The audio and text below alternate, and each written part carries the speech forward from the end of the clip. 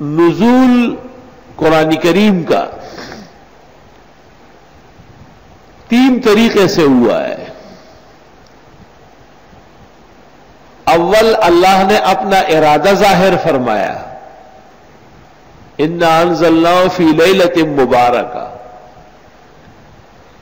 اور عرش کے لوح پر درج کرا دیا۔ دوبارہ عرش کے الواح سے آسمانی دنیا پر نزول ہوا ہے، انا انزلناہ فی لیلۃ القدر، اور آسمانی دنیا سے سورتن سورتن، آیتن آیتن، نجمن نجمن، جیسی ضرورتی انسانیہ اور شرعیہ ہوتی 23 سال میں حضرت صلی اللہ علیہ وسلم پر نازل ہوا ہے۔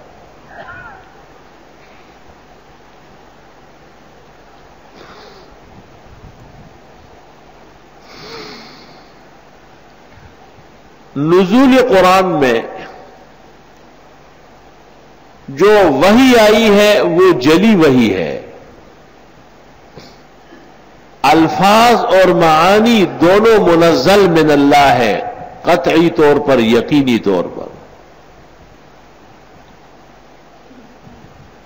وَمَا كَانَ لِي أَنْ أُبَدِّلَهُ مِنْ تِلْقَاءِ نَفْسِي، سورۃ یونس میں ہے کہ آپ کہیں کہ میں اس کو بدل بھی نہیں سکتا، چاہوں بھی تو نہیں بدل سکتا، ایسا جو ٹوک کلام۔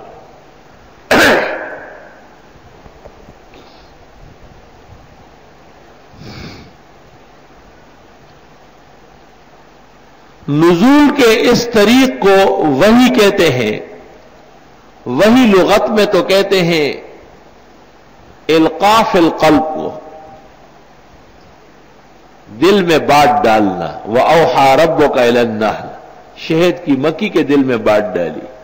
وَأَوْحَيْنَا إِلَىٰ أُمِّ مُوسَىٰ، سورۃ طٰہٰ، ہم نے حضرت موسیٰ کی والدہ کے دل میں بات ڈالی۔ انبیاء کے پاس جب وحی آتی ہے وہ مصطلح ہوتی ہے، اور وہ ہے امر اللہ یرسلہ الی عبد من عبادہ، اپنے مخصوص بندوں میں سے کسی کو وحی فرمائے۔ اللہ یصطفی من الملائکۃ رسلا ومن الناس،